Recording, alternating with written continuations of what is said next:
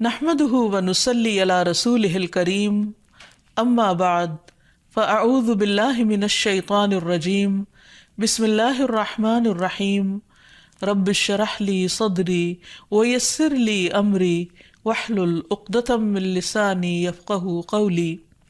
السلام علیکم ورحمۃ اللہ وبرکاتہ۔ ناظرین، پروگرام دعا کیجئے کے ساتھ آپ کی خدمت میں حاضر ہیں۔ آج ہم انشاءاللہ آپ کے ساتھ گھریلو پریشانیوں سے نجات حاصل کرنے کی دعائیں شیئر کریں گے۔ اس موضوع پر آپ سے گفتگو ہوگی کہ کس طرح ہم اپنے خاندانی زندگی کو، اپنی معاشرتی زندگی کو خوشگوار بنا سکتے ہیں اللہ سبحانہ وتعالیٰ کی مدد کے ساتھ۔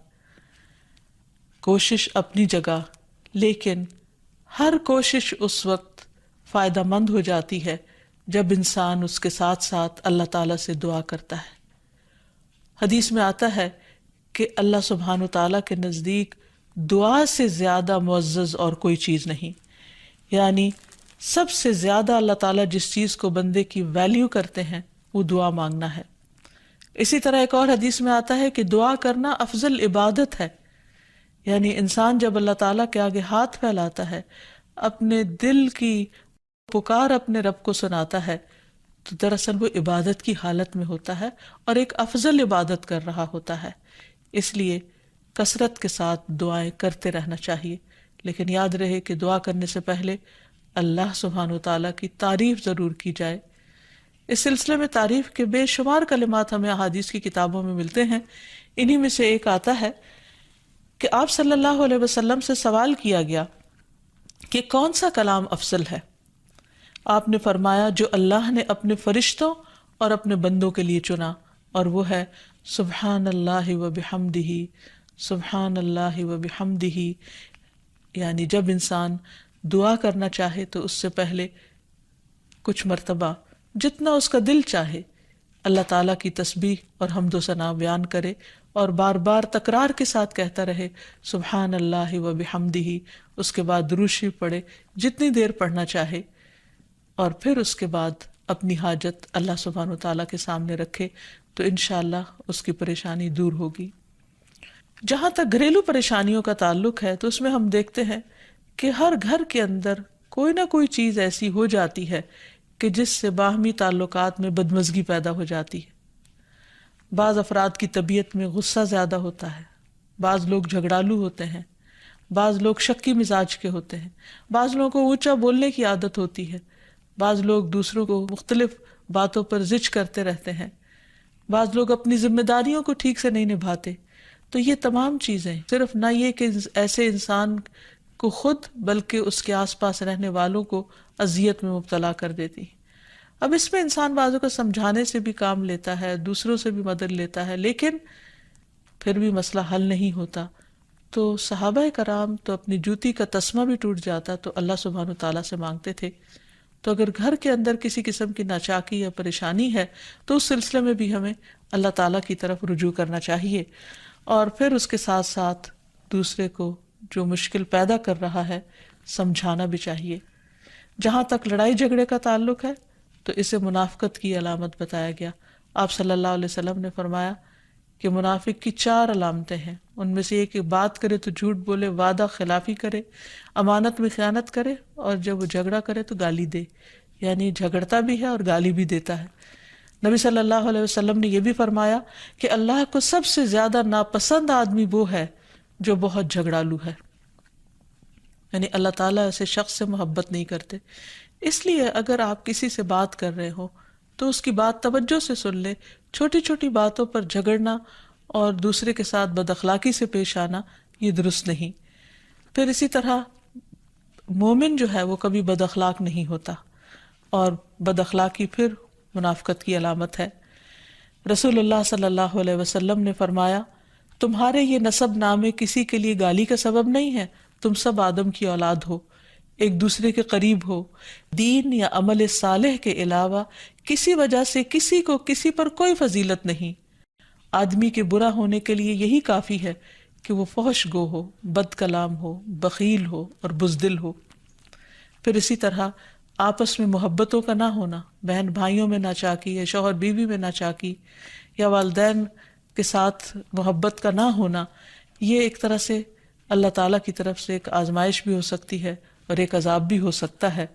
مومن تو محبت کرنے والا ہوتا ہے، اور اس شخص میں کوئی خیر نہیں جو محبت کرتا نہیں اور لوگ اس سے محبت نہیں کرتے، اور لوگوں میں سب سے زیادہ بہترین انسان وہ ہے جو لوگوں کے لیے فائدہ مند ہوتا ہے۔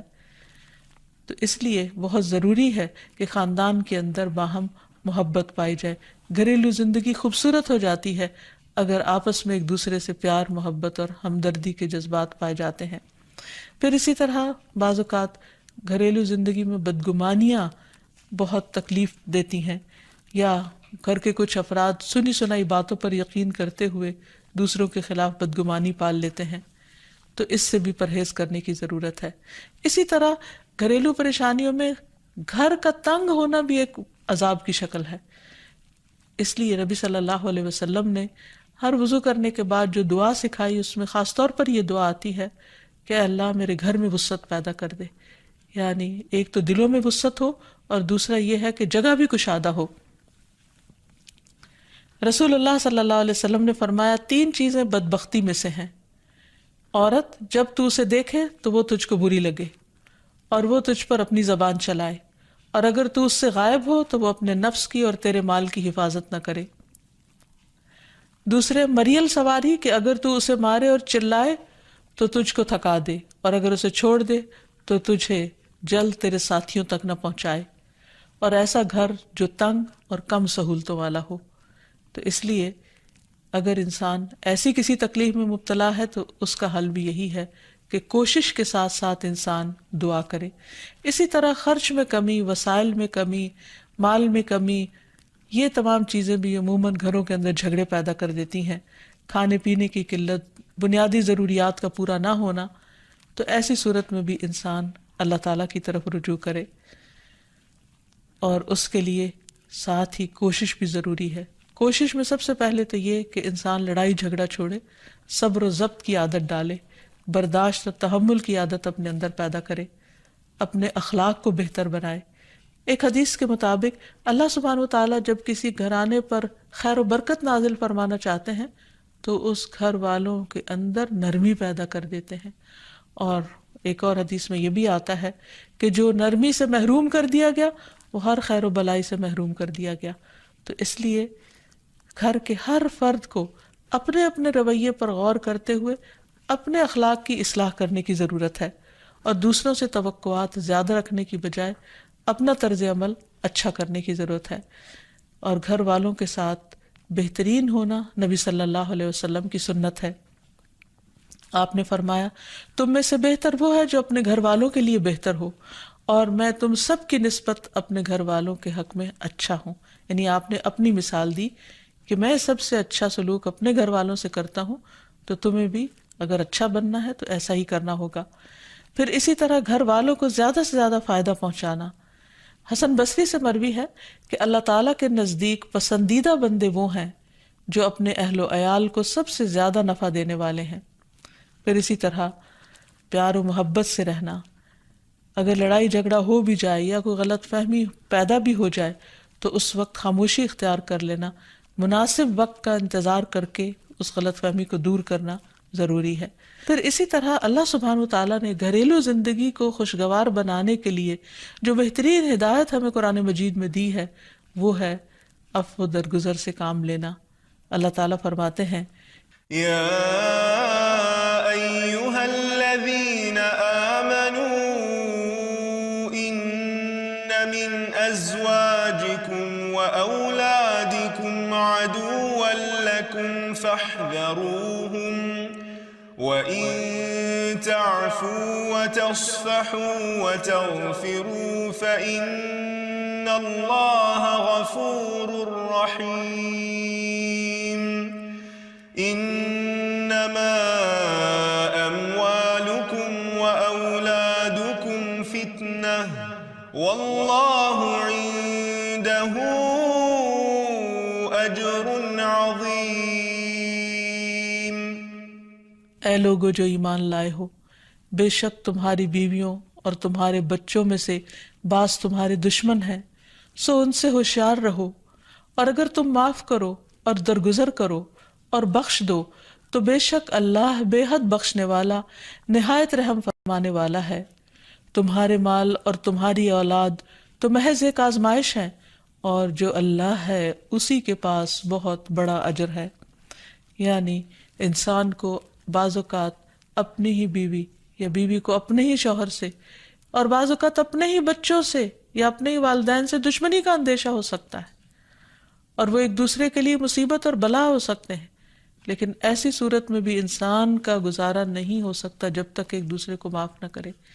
زندگی کی گاڑی نہیں چل سکتی جب تک انسان دوسروں کے قصور اور غلطیاں ان سے درگزر نہ کرے، کیونکہ ہر انسان کبھی غصے کی وجہ سے، کبھی جہالت کی وجہ سے، کبھی جلد بازی کی وجہ سے، کبھی لوگوں کے اکسانے پر اپنے پیاروں کے ساتھ زیادتیاں کر جاتا ہے۔ تو ایسی صورت میں انسان اگر چاہتا ہے کہ اس کی زندگی خوشگوار ہو تو اسے معاف کرتے رہنا چاہیے۔ نبی صلی اللہ علیہ وسلم کے اخلاق کے بارے میں جب پوچھا گیا تو حضرت عائشہ کہتی ہیں کہ آپ طعن و تشنیع کرنے والے نہ تھے، یعنی طعنے نہیں دیتے تھے، یعنی اگر کسی سے غلطی ہو جاتی تو اسے بار بار یاد نہیں کراتے تھے، فحش کام نہیں کرتے تھے، بازاروں میں چیخنے والے اور برائی کا بدلہ برائی سے دینے والے نہ تھے، بلکہ معاف کرنے والے اور درگزر کرنے والے تھے۔ اور حقیقت یہ ہے کہ جو جس کے جتنا قریب ہوتا ہے، جیسے گھر والے ہیں، اس کی غلطیاں اور اس کی کمزوریاں زیادہ سامنے آتی ہیں، اور پھر وہ ریپیٹڈلی سامنے آتی ہیں، بار بار سامنے آتی ہیں، تو ایسی صورت میں معاف کرنا بھی مشکل لگتا ہے، لیکن پھر بھی معاف کیے بغیر گزارا نہیں۔ پھر اسی طرح یہ ہے کہ انسان اگر ہمیشہ دوسروں کا حق ادا کرنے کی فکر کرے تو اس سے بھی بہت سے جھگڑے ختم ہو جاتے ہیں۔ شوہر اگر بیوی کو حق دینے والا ہو، بیوی خوشی سے شوہر کا حق دینے والی ہو، بہن بھائی ایک دوسرے کے اوپر قربانی کرنے والے ہوں، ایثار کرنے والے ہوں، تو ایسی صورت میں گھر کا ماحول بہت خوشگوار ہو سکتا ہے۔ عورت کے بارے میں فرمایا نبی صلی اللہ علیہ وسلم نے کہ عورت اس وقت تک ایمان کی حلاوت نہیں پا سکتی جب تک کہ وہ اپنے شوہر کا حق ادا نہیں کرتی۔ اسی طرح شوہر کے لیے نبی صلی اللہ علیہ وسلم کا یہ اسوہ حسنہ بہترین ہے کہ آپ صلی اللہ علیہ وسلم اپنے گھر ہوتے ہوئے اپنے گھر والوں کے کام کاج میں ہاتھ بٹایا کرتے تھے، ان کی خدمت کیا کرتے تھے۔ جب نماز کا وقت ہوتا تو فوراً نماز کے لیے تشریف لے جاتے۔ آپ اپنے چھوٹے چھوٹے کام خود کر لیا کرتے تھے۔ یعنی اس سے بھی یہ پتہ چلتا ہے کہ خوشگوار گھریلو تعلقات میں دوسرے پر بوجھ نہ بننا ایک بہت اہم نقطہ ہے، کیونکہ اگر ہر انسان اپنی ذمہ داری خود لے لے تو دوسروں کے لیے وہ خوشگوار ہو جاتا ہے۔ پھر اسی طرح گھر والوں کو اگر کوئی غم، تکلیف یا پریشانی ہو تو اس موقع پر اپنے اختلافات کو بھول کر ان کی مدد کرنا، ان کی کیئر کرنا اور ان کی دلجوئی کرنا، یہ بھی بہت ضروری ہے۔ اور حد الوسع گھر کا ماحول خوشگوار رکھنا چاہیے، ایک دوسرے کا احساس کرتے ہوئے اور ایک دوسرے کے کاموں میں عیب نہ نکالتے ہوئے اور ایک دوسرے کو اپریشیٹ کرتے ہوئے، ایک دوسرے کی اچھی خوبیوں کو اور اچھی باتوں کی تعریف کرتے ہوئے، اور اسی طرح بعض اوقات اپنی خواہشات کو پیچھے کرتے ہوئے، کیونکہ اگر ہر انسان یہ چاہے کہ زندگی اس کے مطابق، کیونکہ اگر ہر انسان یہ چاہتا ہو کہ ہر کام گھر میں اس کی مرضی کے مطابق ہو تو یہ ممکن نہیں۔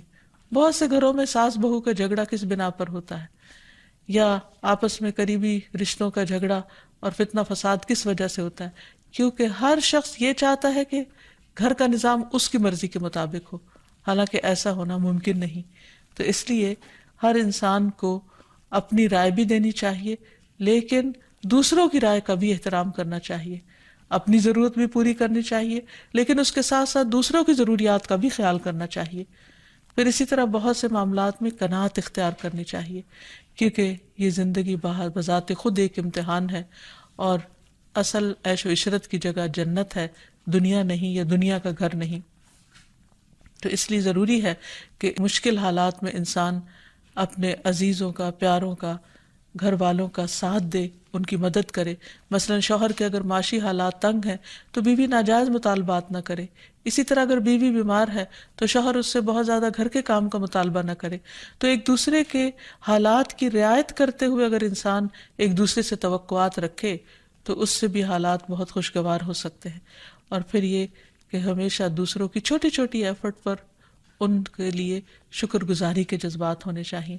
مثلاً اگر کوئی آپ کو گھر میں پانی پلا دے تو آپ اس پر بھی شکریہ بولیں، ہم عام طور پر اگر گھر سے باہر کہیں ہوتے ہیں اور کوئی ہمارے ساتھ تھوڑے سا بھی احسان کا معاملہ کرے تو ہم اس کے احسان کو مانتے ہیں، لیکن گھر والوں کا احسان ماننا ایک مشکل کام لگتا ہے. تو اس لیے اگر ہم چاہتے ہیں کہ گھریلو زندگی خوشگوار ہو تو اس میں گھر والوں کے احسان کو بھی ماننا ضروری ہے. اور پھر چھوٹی چھوٹی اذیتوں کو بہت مینشن نہیں کرنا چاہیے، ان کا ذکر نہیں کرنا چاہیے، ان پر صبر کرنا چاہیے. تو جو شخص شکر اور صبر سے کام لیتا ہے اس کی زندگی لازماً خوشگوار ہوتی ہے. لیکن اس کے باوجود بھی اگر گھریلو زندگی میں تنگی ہو، تکلیف ہو، آپس کی ناچاکی ہو، دشمنی ہو، پریشانی ہو، بہت بے چینی ہو، تو پھر اللہ سبحانہ وتعالیٰ ہی کی طرف رجوع کرنا چاہیے. کیونکہ قرآن مجید میں آتا ہے وَإِن يُرِدْكَ بِخَيْرٍ فَلَا رَادَّ لِفَضْلِهِ يُصِيبُ بِهِ مَن يَشَاءُ مِنْ عِبَادِهِ وَهُوَ الْغَفُورُ الرَّحِيمُ. اور اگر اللہ تجھ سے کوئی بھلائی کرنا چاہے تو کوئی اسے ٹالنے والا نہیں، وہ اپنے بندوں میں سے جسے چاہے فضل سے نوازتا ہے اور وہ بخشنے والا اور رحم کرنے والا ہے. تو اس لیے چھوٹی چھوٹی تکلیفوں پر بھی فوراً اللہ کا ذکر، اللہ کی یاد، اللہ کی تسبیح انسان کے دل کو سکون بخش دے.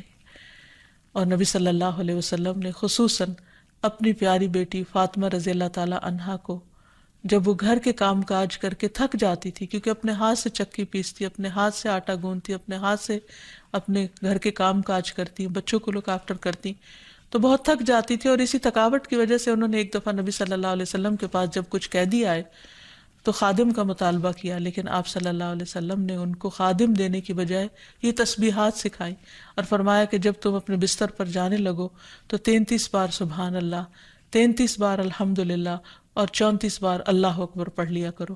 اور اسی لیے یہ تسبیحات فاطمہ کے نام سے بھی معروف ہیں.